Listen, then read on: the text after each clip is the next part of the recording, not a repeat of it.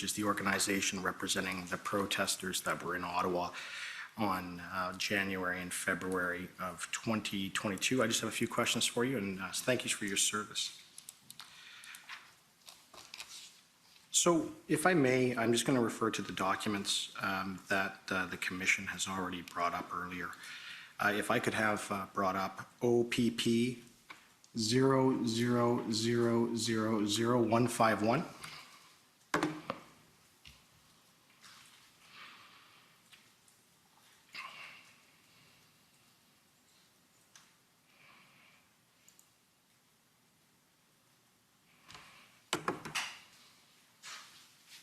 Okay. So, sir, just to clarify for everybody here and for folks at home, this is the engagement proposal that was worked on between yourself, the Deputy Minister of Public Safety, and Commissioner Brenda Lucki of the RCMP. Is that fair? Yeah, like there was, yeah. Okay. And this engagement proposal was essentially approved by the Deputy Minister of Public Safety, but of course it wasn't his decision whether it was going to be carried out, but he approved it. Is that fair? Yeah, I don't think that he approved it. I think he was taking it as like for consideration to the ministers. Like that's how, like he was looking for advice to forward. Okay. Right? But he never indicated to you that it was something that he thought was a bad idea? He never said that it was a bad idea. And he never indicated to you that anything but taking enforcement action was a bad idea?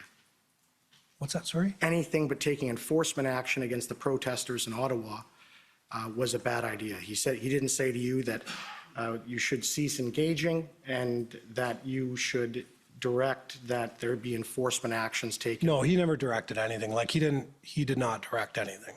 Right. And Commissioner Lucki of the RCMP, she reviewed this proposal as well? Yeah, she had reached out to me. Right. And she thought it was a good proposal? She had some issues with it. Right. And those issues, though, weren't with respect to the engagement issue. It had nothing to do with that. Is that fair? Yeah, I think it was some verbiage. I think she talked about some people had some concerns, right? Right. And so in this proposal, of course, it says that upon an agreement to the proposal, you'd provide a police liaison in writing a commitment to government engagement at a later date, and that could be shared in a meeting with the protest leaders, right? I believe so. Right. So the plan was, and the recommendation was, is that essentially the government of Canada, the political branch of the government of Canada, would agree to a meeting with the protesters, but there would be certain conditions to that, and they would have to denounce anything unlawful and get out of downtown Ottawa. Is that fair? Yep. Okay.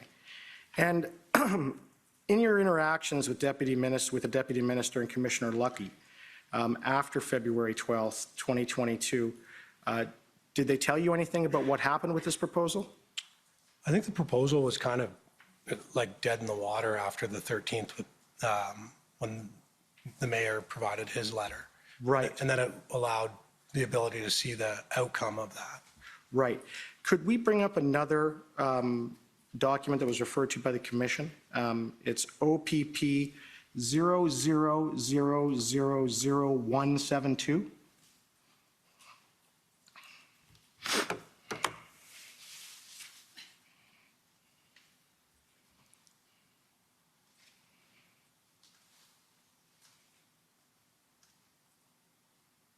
Now, I understand this is an email from the Deputy Minister of Public Safety, Rob Stewart, to you, right? Yes. Okay. And in the third sentence on the top paragraph, it says, "We have a big meeting this afternoon. Well, this will be discussed, so I really need your input," right? Yes. All right. Did you know that that meeting was at 3:30 p.m. and that it was with Cabinet and it was the incident response group of the political executive meeting and that your proposal was provided to them? No. Okay. It was. I can tell you that. And then they invoked the Emergencies Act. Thank you. First of all, is it the scale of the protests that you observed? Yes. And would you say that the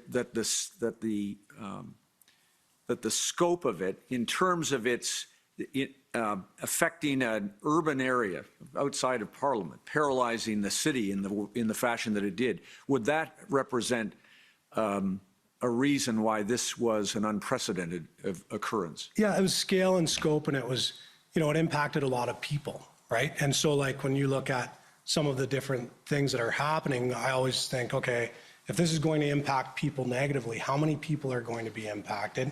And I can tell you there's some stuff that's coming up that I would be concerned about.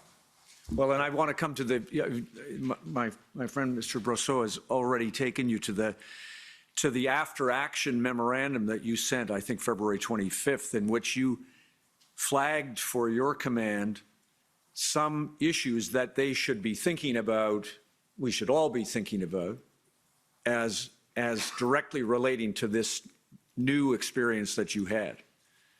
Okay. And in addition to that, just go back to your experience and this protest. Would you say that the demeanor or attitude of the protesters was different than you had experienced, having regard to the scale and the scope?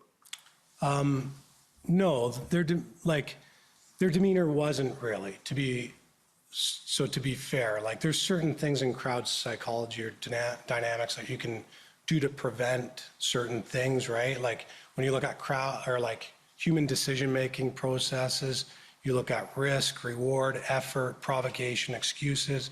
You have the same outcomes when it comes to those 5 things. It's just a matter of, I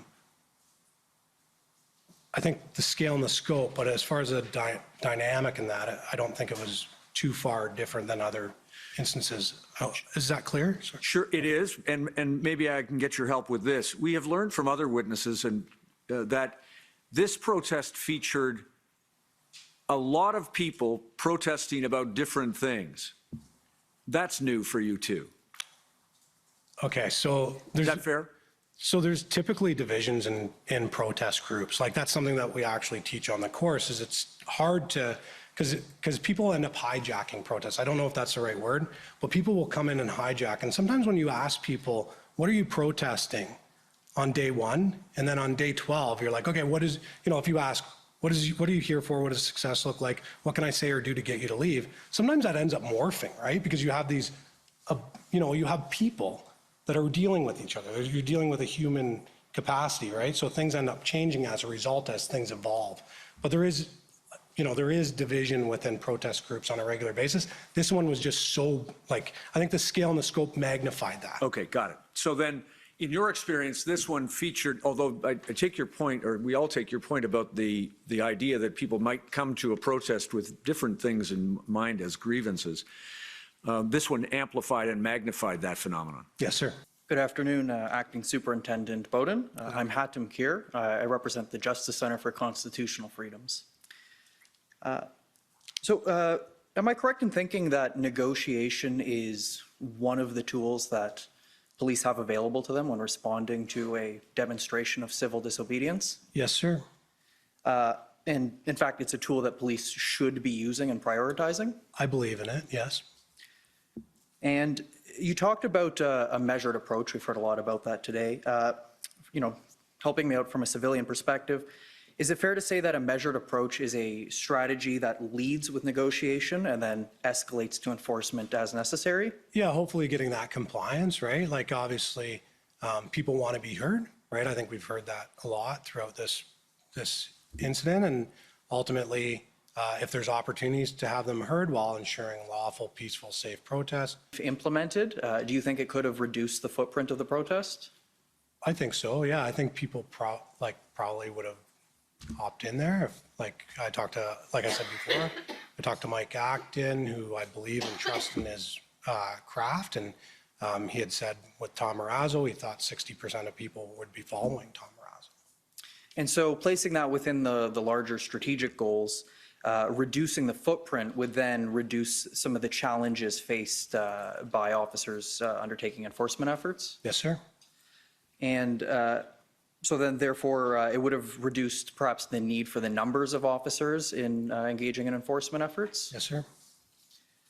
And would you also agree that it would have reduced the need for enforcement itself to the extent that each protester who leaves voluntarily is one less protester who has to be taken away by force? Yeah, the more people that end up leaving an unlawful, unpeaceful, unsafe event, intervention, for sure, right? And, looking back at what actually happened, would you agree that negotiation was a tool that was actually underutilized in the response? I thought there's missed opportunities there. When I walked into rooms and there was several PLT people sitting in a room, I felt they should, I think I said this earlier, right? They should probably be out speaking to people and trying to find the sentiment of on-ground conversations, what's going on, how do we manage people from moving, getting out of different areas. And to the extent that negotiations did actually take place, would you agree that they were undermined by misguided enforcement efforts? For example, the incident at Coventry Road? Coventry Road, we definitely had a miscommunication issue, and in my professional opinion, I think, had we have had some sort of structure in place, that probably would have been avoided. But that being said, to talk about Confederation Park, that was a negotiation that went extremely well, and people ended up leaving as a result of their respect for the Algonquin Nation. And within this this measured approach strategy, part of the idea is that smaller concessions are then the foundation to build up to larger concessions? Yeah, hopefully, right? There's also the ability to ask for large concessions right away, right? Hey, time to move everyone here, or time for this to happen, or whatever. There's opportunities for wins along the way that are small for everyone.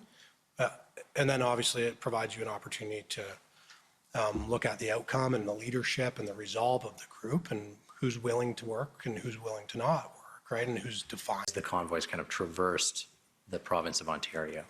Yeah, so the OPP PLT team was ultimately responsible for gathering numbers, reaching out to contacts.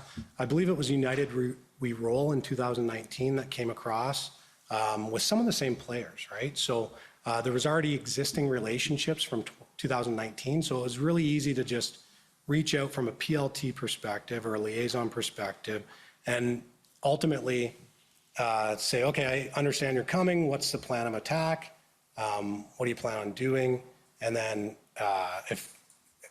looking at numbers as they come across, because I think, normally you can look at Facebook and see there's some numbers that are happening, but in this case, there was a lot more people that were, jumping onto it than Facebook would normally say. So we just had PLT members, couple members, going in, checking on hotels and different areas as they came across northwestern Ontario. And then there was areas coming from the south as well, and just kind of giving an idea of what those numbers were, passing them over to Ottawa Police Service, PLT.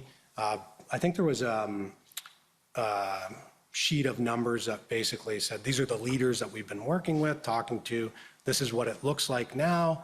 And I think there was, I shouldn't say this, but I believe that there was a meeting even set up where people ended up going out to Russell parking lot and meeting with some of the leaders of the convoy from OPS as a result of the PLT work. So that was kind of it, setting up the scene. And then in those, as we were learning stuff in Northwest region about how the convoy worked, as we were learning stuff in West region, we were sharing that with our policing partners as they were coming into their areas, as well as sharing it with OPS. And I think on every one of Diana Hampson's, not everyone, but most of them, of Diana Hampson emails, it would say, there's still not an exit strategy, right? You mentioned the OPS PLT. Can you tell us about their sort of team as of the end of January 2022?